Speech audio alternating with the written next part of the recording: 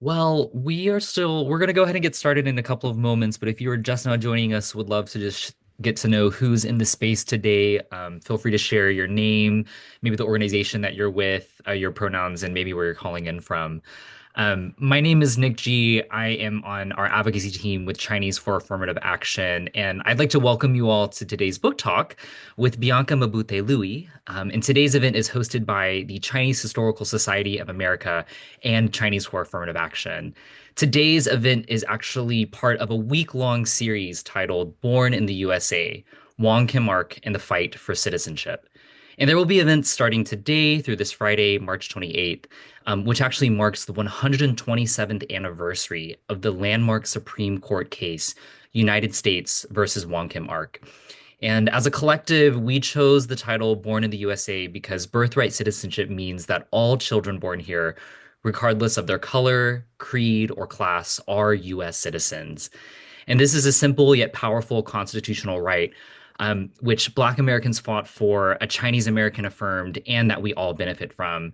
And now this fundamental right is being under attack. And so we want to start off our programming this week by kind of talking a little bit more about what does it mean to belong and to unassimilate from this culture and to really try to ask this question, what does it mean to belong here? And so we're grateful for you to be taking the time to be with us here today, whether you're on your lunch break or you're joining us on one of your breaks throughout the day. We're just really grateful.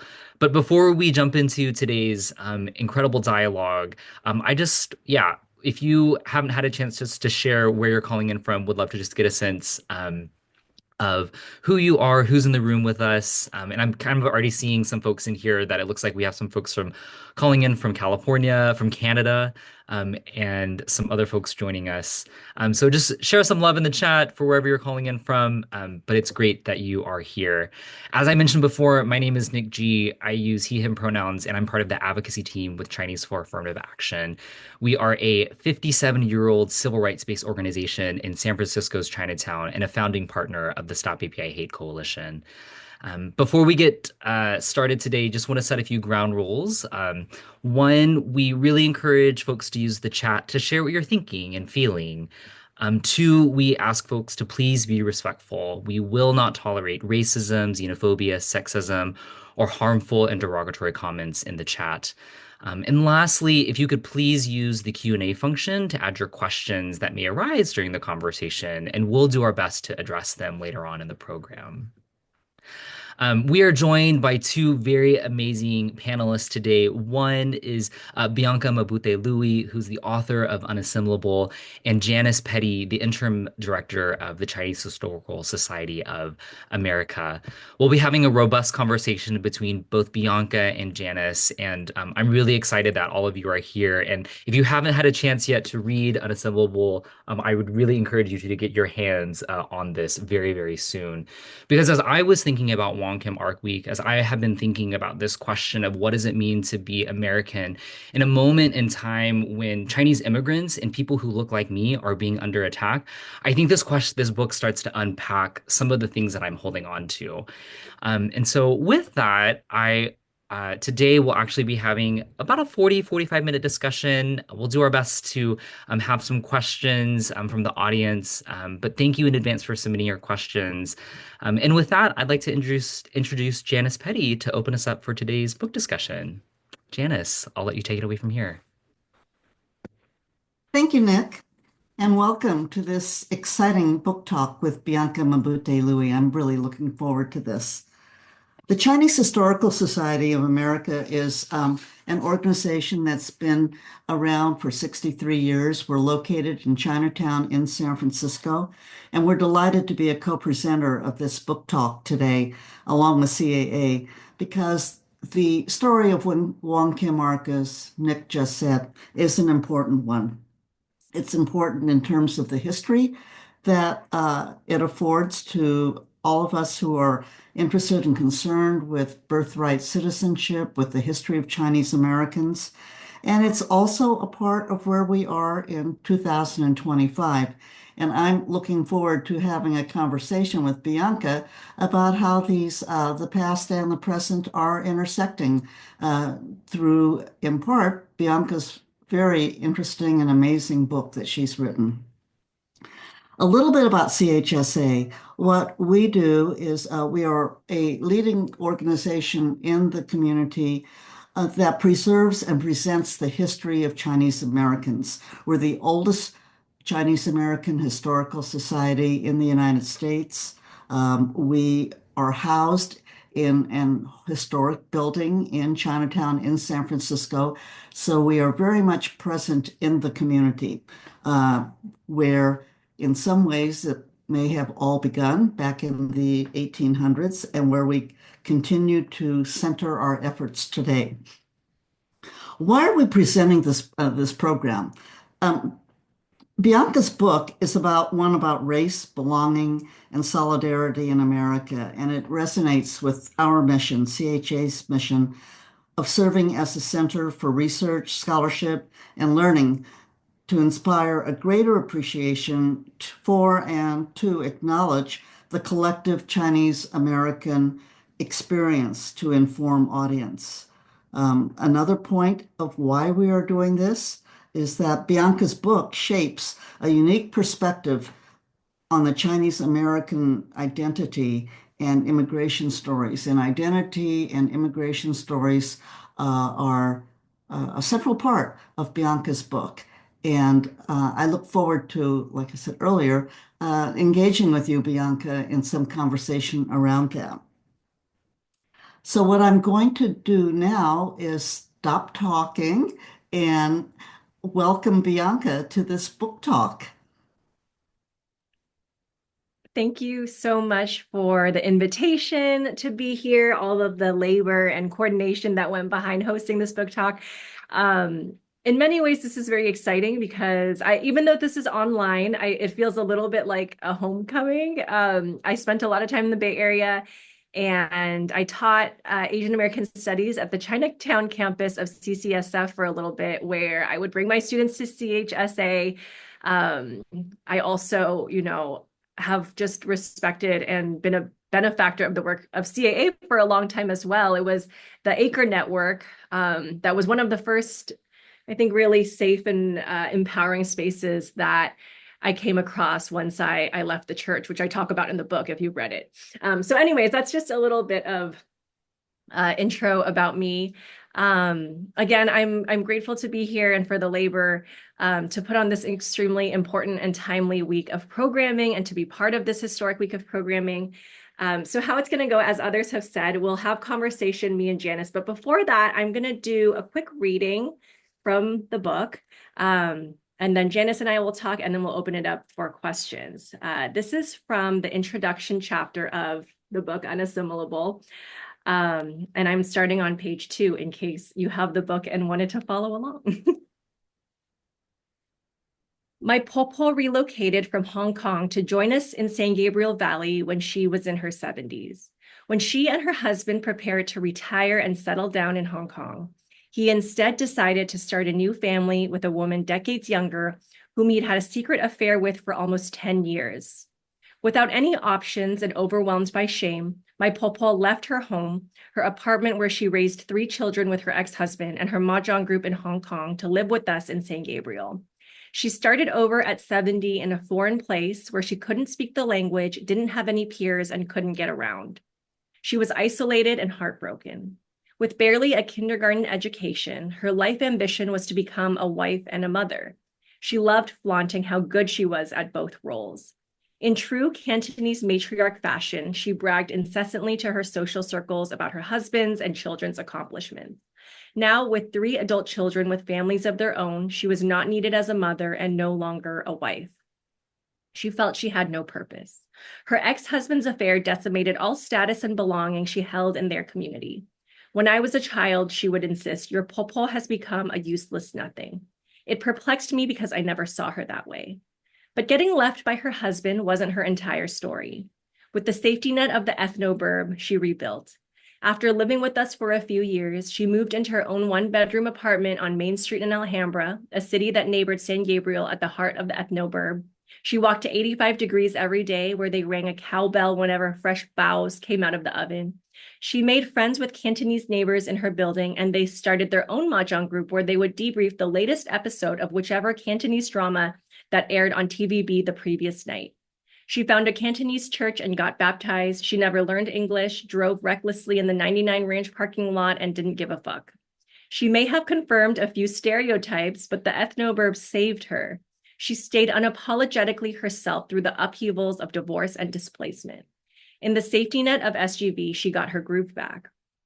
Sometimes my mom would take my popo and out of SGV to go window shopping in Beverly Hills, and they would drag me along.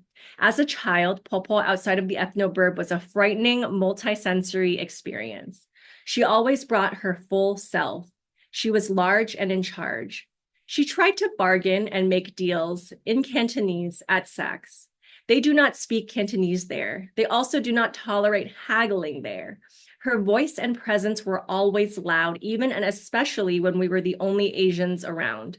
You don't speak Cantonese? Too bad, and sit tight, because Popo is about to start her diatribe about her cheating ex-husband, who you've never met before, in a language you don't understand. 626 or 90210, my Popo did not code switch. I, on the other hand, started my PhD in code switching when I was 9 after transferring to an uppity predominantly white private school. Popo outside of the ethnoburb was an unassimilable tornado that left me in the dust, embarrassed and flustered. Whiteness taught me to be ashamed of her behavior because whiteness is actually terrified of people like my Popo coming out of the ethnic enclave and daring to assert herself into white spaces. When immigrants like my Popo settle in a place like SGV en masse, white people are so afraid that they need to relocate. It's called white flight. It scares them when we collectively create our own belonging without participating in the traditional time-honored process of assimilation. In ethnoburbs like SGV, white flight occurred because, quote, too many Asians like my Popo arrived, bought up property, refused to acculturate, and made it our own. We disturb whiteness and destabilize American respectability politics when we create and thrive in our own systems without them. The ethnoburb flourishes despite not assimilating. In fact, it flourishes because it doesn't assimilate. My Popo and the ethnoburb demonstrate that we can create our own power and belonging without learning English, participating in white institutions, and Americanizing. But it is a communal endeavor, one that requires everybody's imagination and care. Unassimilability is not an act of individualism. It is an interdependent community of Popos finding each other, helping each other refill their prescriptions, and setting weekly dim sum dates so nobody gets too isolated. I question if my Popo could have had her comeback tour if not for the Asian immigrants who came before and with her, collectively creating their own sense of home in the diaspora through the ethnoburb. As many early Asian immigrants to this country were barred from accessing white institutions, working together to build and protect the ethnic ecosystem was a matter of survival and necessity. Over a century later, unassimilability is the vision I witnessed among my Popo and her friends in the ethnoburb, relying on each other in their collective insistence to thrive in their latter years, away from their homelands. Unassimilability is about cultivating our own social networks and daring to prosper in America without whiteness. It is our ancestors and the elders creating home. Thank you.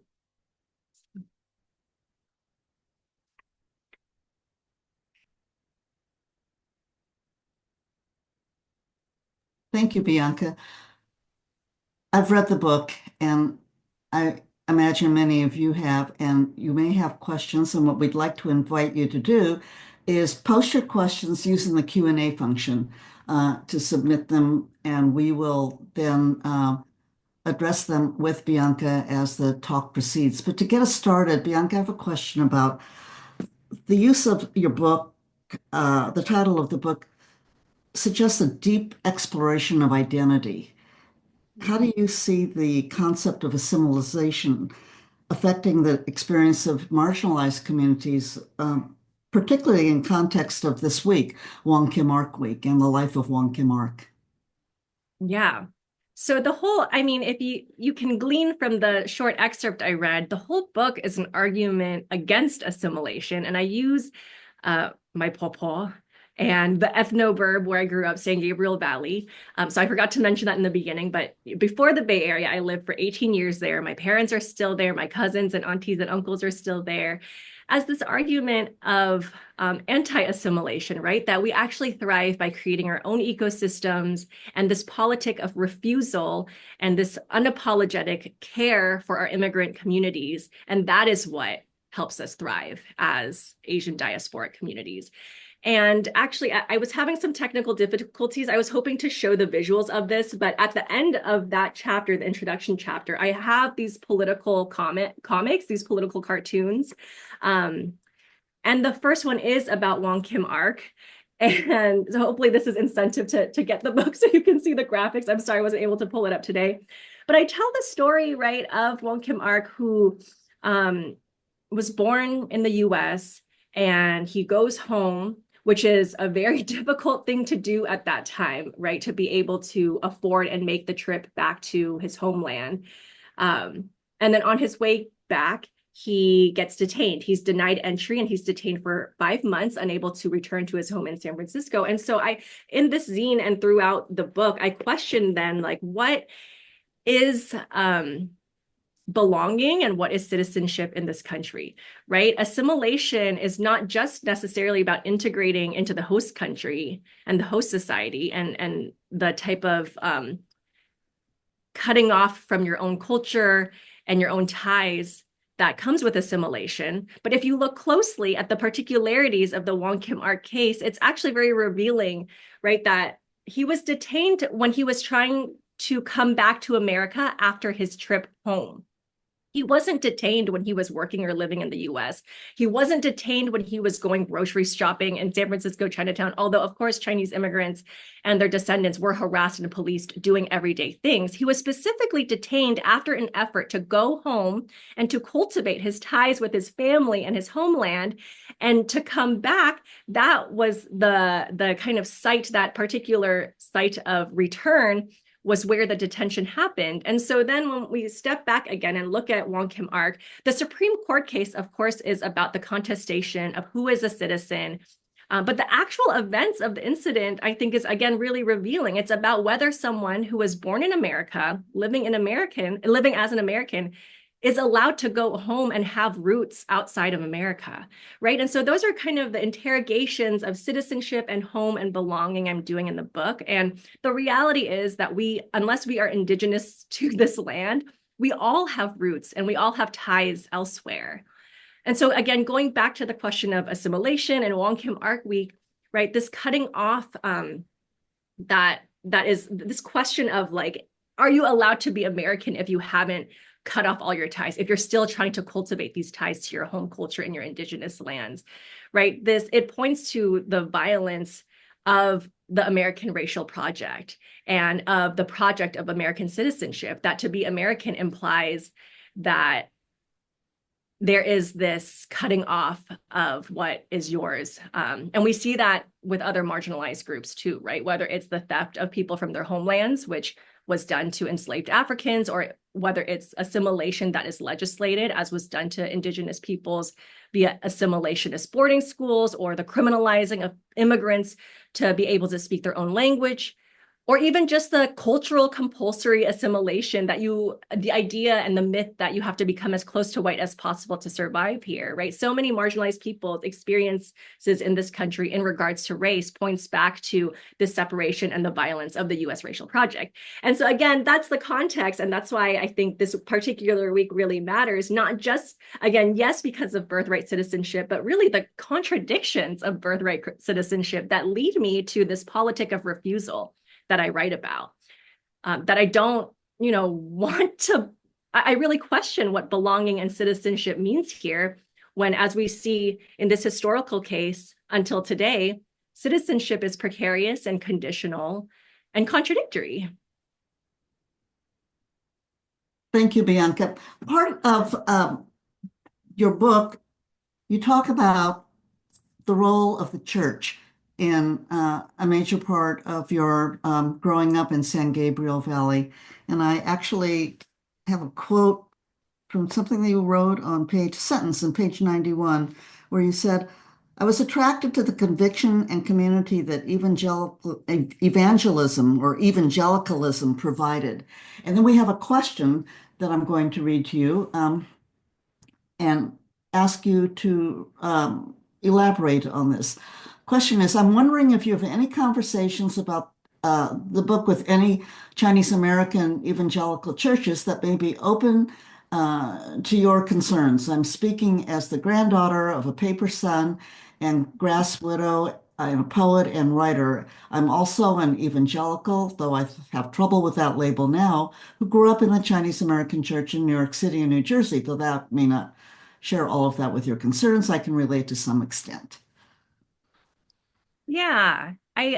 So I explore the ethnoburb. I explore education, in particular, predominantly white institutions with a lot of Asians. That's what I coined them in the book, as well as lastly, the ethnic church as three kind of central sites where I explore assimilation and the refusal to assimilate. And I share about how I went to a PWI, a predominantly white institution, where I felt very kind of like there were other Asians around me, but I felt like I had my own particular experience and estrangement and loneliness because of my class and socioeconomic experience. But then I went to the Chinese church and I went to a youth group at the Chinese church when I was a high schooler, and it was like, oh my gosh, this whole world opened up to me. I felt like centered as a youth for the first time. There were youth from my neighborhood who went to that church, and I felt this radical sense of belonging as a young person going to youth group. And I trace the ethnic church and the ethnic evangelical immigrant church in particular, right, as this safe place that immigrants built and Asian immigrants in particular built because they experienced exclusion from a predominantly white speaking society. A lot of times, the only place, even to today, that you'll see people in your ethnic group in a role of leadership is in the church.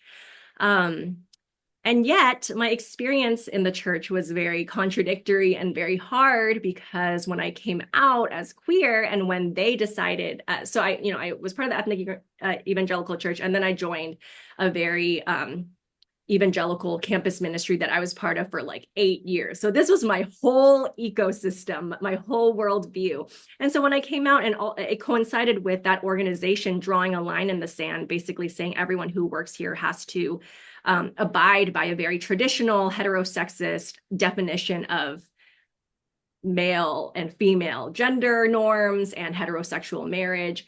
And that's in many ways I had always kind of seen the contradictions of these teachings.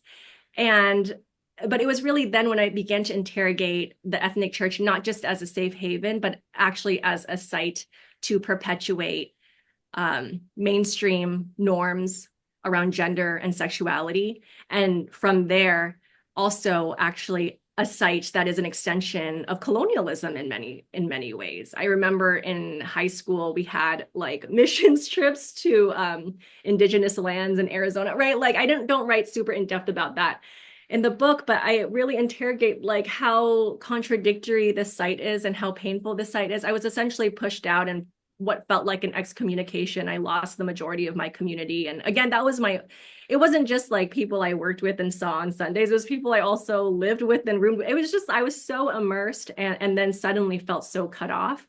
And so I need to go back to the question because I'm going off the rails here.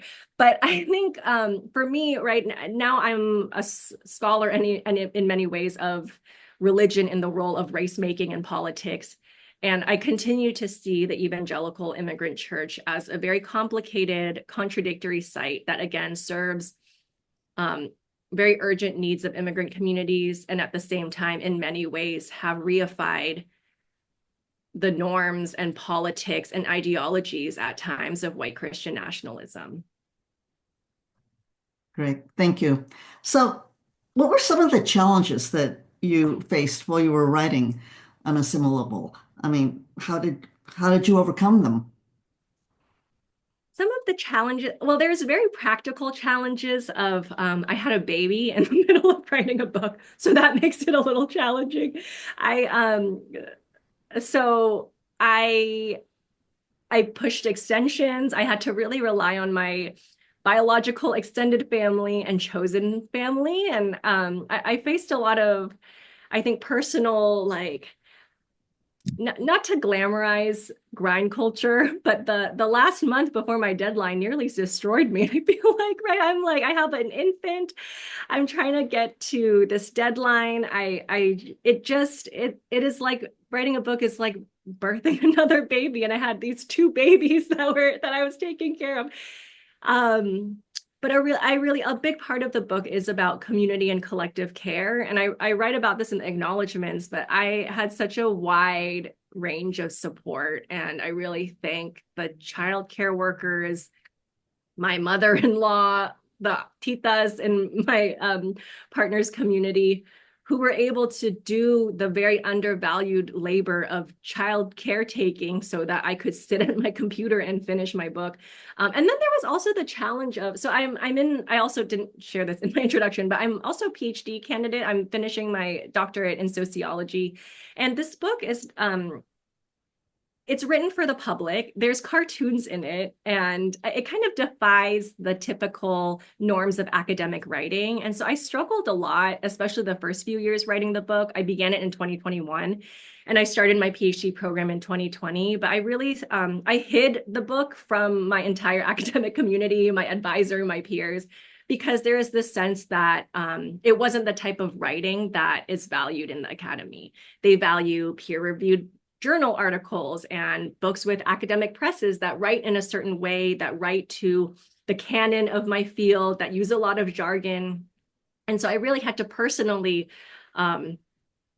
believe in the project and believe that the way that and the voice that I'm choosing to write with is worth the labor and the time. And to just trust that once it comes out, people can think what they think, but I had to trust that I believed in the worth of the project and the book. Mm-hmm. Thank you. Yep. In what ways do you think community, I mean, you write about community, and so what ways, a lot, does community play in shaping identity? Big question. Yeah, I mean, there's no identity to me without community, right? Even as a sociologist, it's like everything is socially constructed, whether by the state or by our own sense of community and meaning making, right? Like there's no sense that like this individualistic sense that like this is who I am and I will self-actualize because I have this thought in my brain of who I want to be. Even that is very much constructed by your social conditions and the people you're around. I'm trying to think about how to answer this question because there are so many ways I do go into this, right? I talk about some of the so I talk about the church community, the contradictions there, but I also talk about this concept of disposability politics that happens in community organizing communities, that sometimes the tough negotiation of how do we not, when there is harm done, how do we hold people accountable but not throw people away? How do we stay in movements and really be constantly providing on-ramps for more people to be joining our movements, and yet also erect boundaries when we need boundaries to keep our community safe, right? I really like, that's a particular tension in the book that I really explore. And then I really interrogate the Asian American community. And when I say interrogate, I mean, I interrogate the term Asian American. And so in the last chapter, and also in the first chapter, a big motivation of writing the book was how the tensions I felt about the term Asian American and how I often felt like, we know, I think a lot of folks in this room know that the origins of the term Asian American were super anti-imperialist and anti-capitalist, radical to begin with from the 1960s anti-war and Asian American movement. It was inspired by the Black Power movement in many ways. And when I started the book, I was feeling very ambivalent about the utility of the Asian American political identity, and felt that in many ways it had become watered down to identity, to representation and inclusion politics. And I'm going to come back to the question, Janice, but when I started the book, it really was, it was on the heels of the Atlanta spa shooting in 2021, and also on the heels of my grandmother passing away. And so I was reckoning with, this escalation of violence, interpersonal and state violence against our communities. And I was just paying attention to the discourse coming from our community. And I was noticing that there were certain factions of the Asian American community that were putting forward and organizing around this discourse of we don't deserve to be hate crimes because we belong here, because we're good citizens, we're American, we pay taxes, we labored to build this country, and all of those things were true. But I was just feeling like, what if I don't want to belong here, right? What does community and Asian diasporic political identity mean if I, again, think that this is a moment not to prove our belonging, but actually to this country, but actually to indict this country? Right? Do I really want to belong? This is 2021. We just had a racial reckoning. Do I really want to belong to this super anti-Black genocidal country? And now that question continues to persist. What does it mean to be American? I get to pay taxes to fund multiple genocides, you know? And so I question like the term, and I invite us in the book at the end to consider this term Asian diaspora, which is less about inclusion and belonging into this capital S state that, again, funnels our tax dollars instead of into education, into bombs, right? And I invite us to use the term diaspora because it asks us, why are we in diaspora in the first place? It interrogates the idea that the Asian American or Asian diasporic story starts when we arrive here. No, it doesn't. Asian American history starts before Angel Island, before Gold Mountain, right? It interrogates the ongoing dynamics of coloniality and racial capitalism and Western interference in our home countries that lead to diaspora. And it invites us and beckons this anti-imperialist solidarity and collective identity with all diasporic peoples and oppressed peoples who have been similarly impacted by US empire and coloniality and racial capitalism. So again, it is an orienting to question, why are we here in a diaspora, and to, again, be in solidarity with all oppressed peoples who have also been similarly impacted by US empire, as opposed to this politic of wanting to be included. And if we only get enough seats in this system, again, I'm not saying like that doesn't have its place, but I'm again questioning inclusion as the appropriate use of our energy toward liberation. Thank you. Bianca, we have a question from Paige. Paige asks, I'm really interested in intergenerational aspects of our lives and experiences. What do you think unassimilability looks like across generations, from our own lineage or more broadly? Yeah, that is such a great question. It's interesting, I think, even like talking to my parents about, well, I didn't really talk to my parents about the book, but they did come to one of my events when I was in LA. And to be honest, I haven't debriefed that much with them. We're going on a trip actually tonight together, and I'm going to ask them more what they thought. But it's interesting, right? Because for them, I think, and for a lot of my family and for myself, I wrote about this in the book, but the aspirational way I shared about my popo, I didn't think of her as aspirational when she was alive. You know, the ways that she refused to belong here, I think for our family, when she was alive it often felt very difficult for us. And she was, you know, like when you read about it, I think, again, I write about her and I memorialize her in a certain way. But when she was alive, she was what we would call a, quote, difficult woman. And so this idea of refusing to assimilate, my parents, even though they raised us in the ethnoburb and it's where they call home, in many ways, they and I were really embarrassed of my popo doing the most at Saks, right?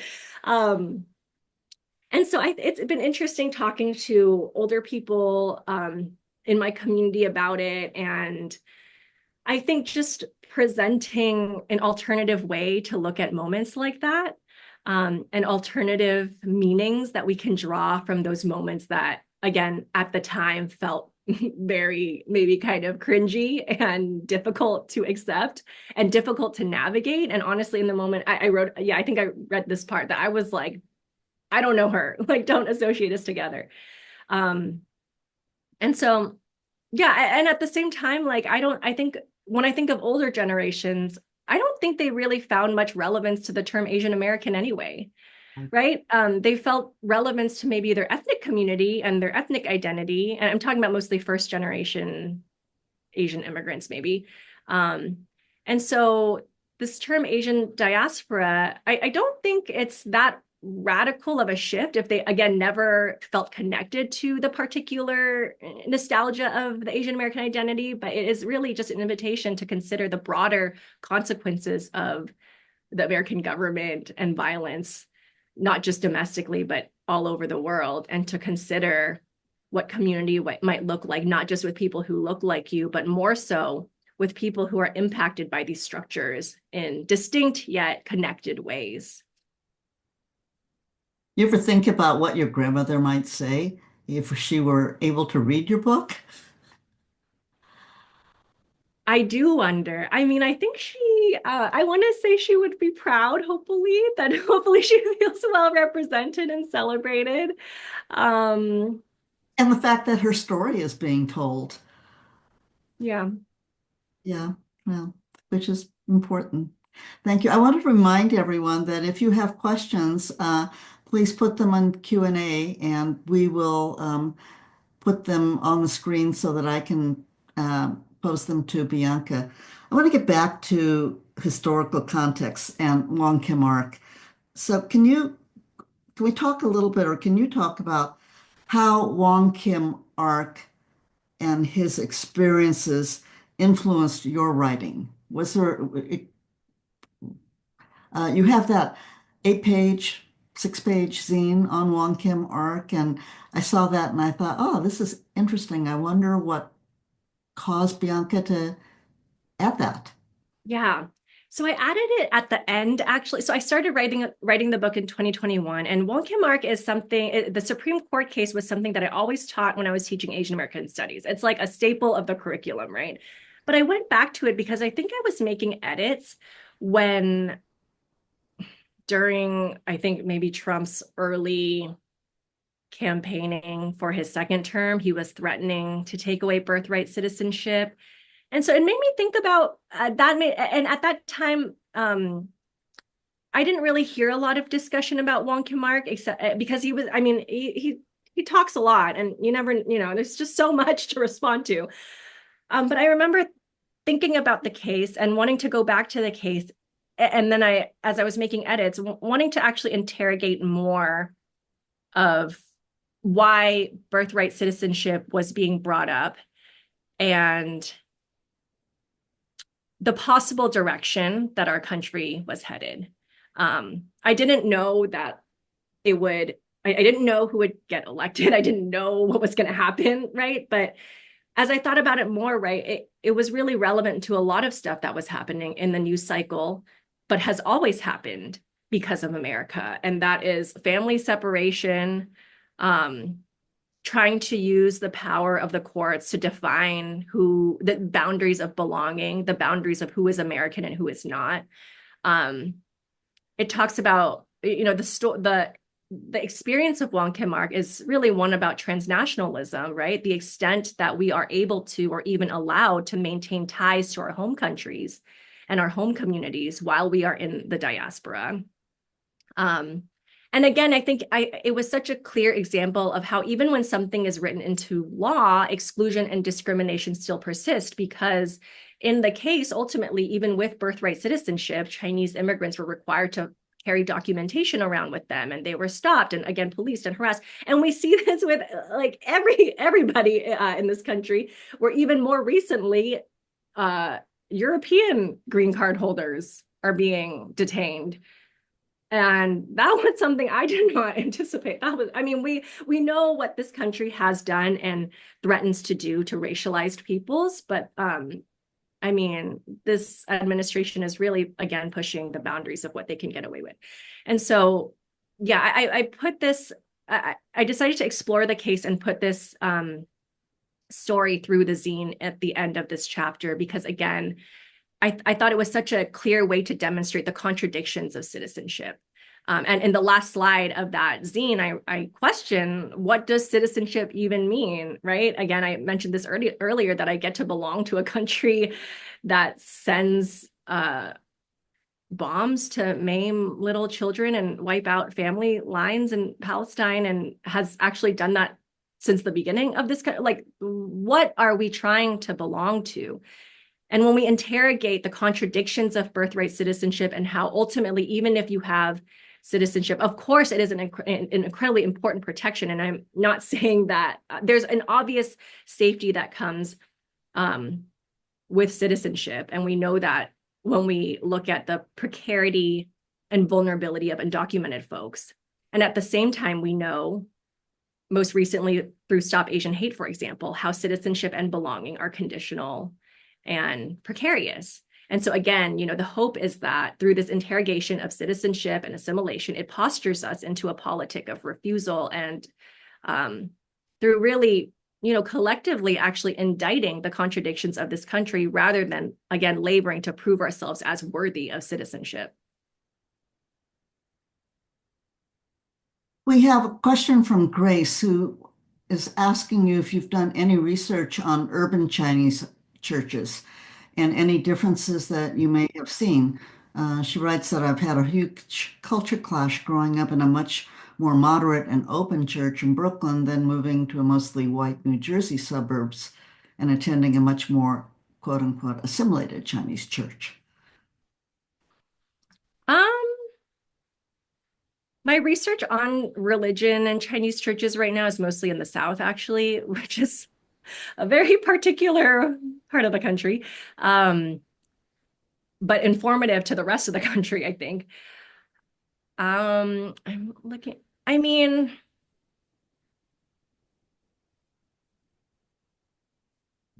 yeah, I think, to be honest, my experience was in an urban Chinese church in Los Angeles, and I think assimilation, I'm trying to understand the question, I think.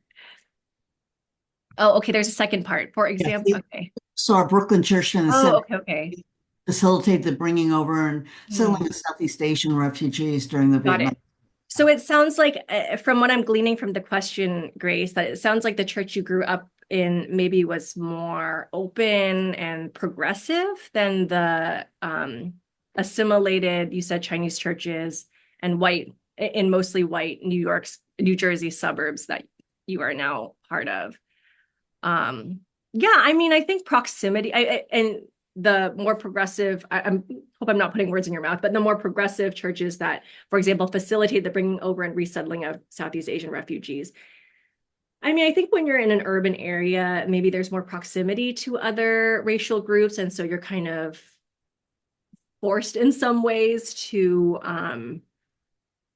confront like a multiracial society and what that means. But at the same time, I mean, I actually have done some research on churches in urban areas like Los Angeles and Chicago, where there's a lot of diversity and you see a lot of actually anti-Blackness. And so I don't really have an answer for you, except that from what I have found from my personal experience and research, it just feels like these sites are full of contradictions and perpetuate, I think, a lot of white racial logics. And maybe that wasn't your experience in your Brooklyn church, but perpetuate a lot of racial logics that we learn from whiteness. So that anti-Blackness and xenophobia, a lot of those things are actually very prominent in Chinese churches from what I have found. So we have a question from Kana. I love the example of your popo. I want that for everyone. And what might acting unassimilable look like? People where assimilation happened generations ago, who no longer have many connections to a source culture or country. How might we rethink belonging and identity so that it can emphasize connection and solidarity rather than reinforce cultural gatekeeping? I love this question, Kana. Also, I can't see anyone in this like webinar mode, but just sending hearts to Kana. I love this question because I also got this question at a lot of my book events, right? Like, what does unassimilable mean if I'm a fifth generation Japanese American, or if I'm an Asian adoptee and I was adopted by white parents and I ended up in Nebraska, right? And that question is so actually exciting to me because to me, unassimilable is not really about going back to something. it isn't about going back to recover something that was once lost. It's actually thinking ahead.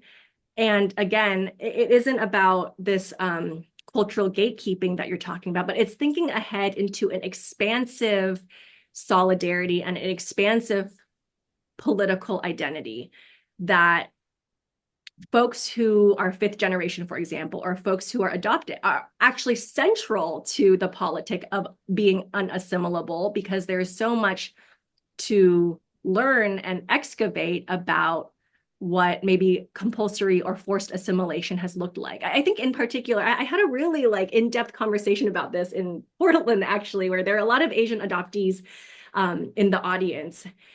And to me, it was like, yeah, there's nothing, for a lot of them, they're saying like, there's nothing to go back to, right? There's so much loss and pain.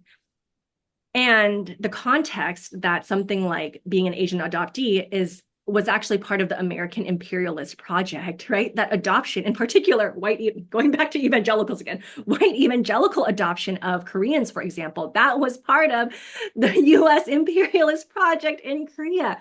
And so then, right, the politic of unassimilable must center those stories, because it highlights, again, why are we in diaspora? We are in diaspora because of coloniality and the violence of US empire.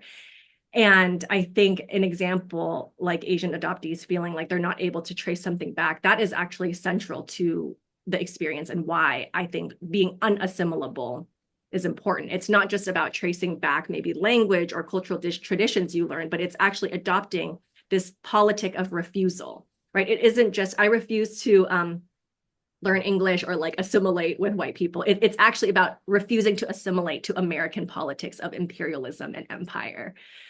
So it's less of I would say, a cultural argument and more of a political posturing and political orientation that is for everyone, especially I think if you are Asian and you have felt gatekept from Asian spaces and Asian culture. Yeah, I think that's all I'll say about that. We have a few more minutes, and we can, if you've got a question that, again, you'd like to ask Bianca, post on the Q&A. But I have a question, and it has to do with, what do you want your readers to feel or think, or what would you like for us to feel or think after reading the book? Are there specific conversations or reflections that you hope to inspire? Are there thoughts that you would like to share with, say, groups of people, other book talks, book clubs, groups of people who are talking about the concept of unassimilability? I can't even say that word, much less sometimes. It's a mouthful, and I apologize for choosing a title that is such a mouthful for me as well. I think the call to act, by the time you get to the end, right, the call to action, and I feel even more certain about this in this particular moment in history, is to build and join political community. That the book really is, it's an exploration of assimilation and history and Asian diasporic experiences and identity, but ultimately everything really comes back to community, building community and strengthening community. I think in particular in this moment where we are seeing people denied their basic rights, where we are seeing green card holders who are PhD students who are being illegally abducted by ICE. We are seeing, I mean, whether you have a quote criminal record or you're being, kind of portrayed as this like high achieving, highly productive immigrant, regardless, like everyone, no matter what you have achieved or what titles you have, everyone deserves safety and to be safe with their families and to be able to move around freely and to be able to protest and express their political views. And I think the only way we can protect that value is actually to be very strategic about being in political community together and building coalitions together. I think my views on this and my theory of change on this have developed since the book has come out. But really that, I mean, for me, right, like going to a few protests here and there and trying to be involved. I do book clubs in my community. That's not doing it for me anymore. I'm like, we need political coalition and strategy. And so for myself, and this is again what I hope other readers will feel inspired to do also, is to really be integrated in political coalition and community that is actively, and I know so many folks in this Zoom are already initiating and creating those communities and have created on-ramps for people to join those communities, to really be intervening and becoming the antidote to the imminent, not even imminent, it's already here, the fascism and the violence that is at our doorsteps. Andy wrote, and I think that you've answered it, but you might want to elaborate more. He says he's asking if you were to write an unassimilable manifesto for this moment in history, what would be its core principles? Yeah, I did write an Unassimilable manifesto, right? The subtitle is an Asian diasporic manifesto for the 21st century, and the core principles are to be in coalition together. And I think to unpack that term a little bit more, I think coalition is different from being just friends who like go to things together. I think being in coalition is being in conspiring with people, organized groups that are similar to you as well as different from you, but who have similar interests, not just maybe locally, but thinking transnationally, right? Like, I mean, I think about, in the 1960s and 70s, where there was this movement of revolutionary anti-colonial movements across the global South. That didn't just happen because people were, I mean, it happened because these movements motivated and inspired each other. There were conferences where African and Asian nations met together to strategically think through how to overthrow their colonial occupiers, right? And to take that then back to the local level, like I think for there to be radical change, things cannot continue going on as they are. Even from a climate change perspective, we as a species literally will not survive if we continue going down this path. We need radical change, which means we also need radical community with each other and coalition with each other. That is very, I think, strategic and decidedly political and defiant to the agenda that we're seeing now. And I think the second part of it, in addition to community, is really, again, being critical, and critical not in a way of like always critiquing the system. I mean, yes, that's very central to it, right? But that's my move towards diaspora, really being critical of why are we here and how can that inform our political action. And then I'm going to add one more, but really it is the revolutionary optimism and the revolutionary joy that must be also central to our movements and our organizing to keep us moving and going. And I think, again, more recently, this is all like revelations and insights I think that have happened after the book has come out. But in the past few months, I think trying to be a little bit more integrated in my local community and seeing, I have never seen so much violence, but I have also never felt so much, I think, revolutionary joy and hope. Like, I think for people who have been on the ground and doing this work, like we understand what the assignment is. And we understand that this violence and this eroding of institutions, all of these things falling apart, is what is necessary for there to be the radical change that we want to see happen. And in the process, we have to be defending and fighting for each other, but also imagining and creating new systems and new worlds and new ecosystems of care, because what is currently available here, and when I say what, I mean everything from the education system to the healthcare system. Hello, like nothing works here, okay? That's what it feels like sometimes. Then how do we reimagine taking care of each other outside of those systems? And I think about that a lot as an educator, thinking about learning and teaching outside of the academic system, because I mean, it's been very clear. It's been made very clear. These universities are war profiteering landlords that happen to do classes on the side, right? So then for me, who I feel called to the classroom, then how do I build the classroom as a liberatory site, not just within, but beyond these institutions? Right. I'm going to read a post that came up a few minutes ago, and probably will resonate with many of the people who are on this book talk with Bianca. Marion Kwan writes that I totally concur with Bianca's hope that we can assimilate into political groups. I'm an elder and was involved in the civil rights movement in 1965-66 and am active still with the Bay Area civil rights movement. Keep it up. So, with that, Bianca, thank you so much for this book talk. There were other questions that we were not able to get to, and we will find a way to get these questions to Bianca for response, or if you wish to get a copy of her book. CHSA is selling the book on our website, www.chsa.org, Unassimilable, but Bianca, um, here we go. Unassimilable, an Asian diasporic manifesto for the 21st century. And you probably can't see it, but there it is. So thank you so much for being with us. And I'm going to transfer this or shift this over to Nick, perhaps. Sure. Thank you so much. Can we just give some love to Bianca and Janice in the chat and reactions? Just thank you so much, Bianca and Janice, for this incredible conversation.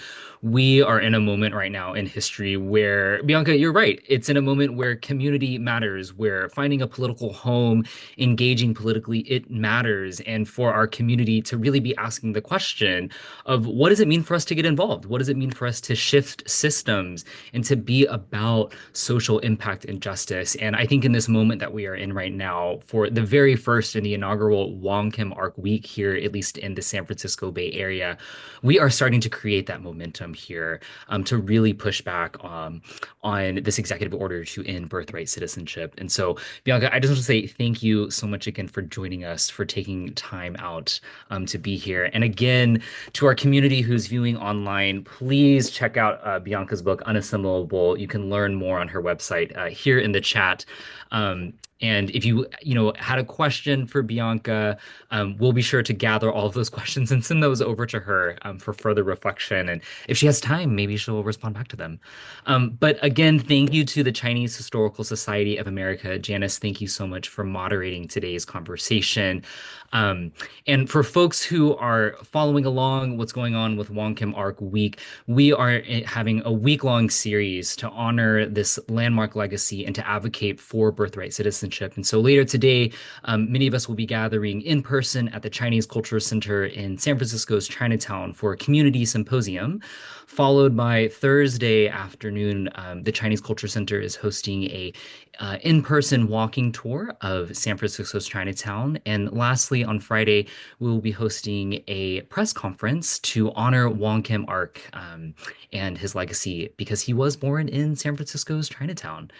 Um, and then I will just say one last thing is the San Francisco Public Library is having a book display of Asian American authors right now. So check that out if you are out here in the Bay Area. And for more information on how to get involved and how to advocate and protect birthright citizenship, we encourage folks to visit caasf.org/Wong Kim Ark. Thanks again, everyone, for joining us today, and we'll see you very soon.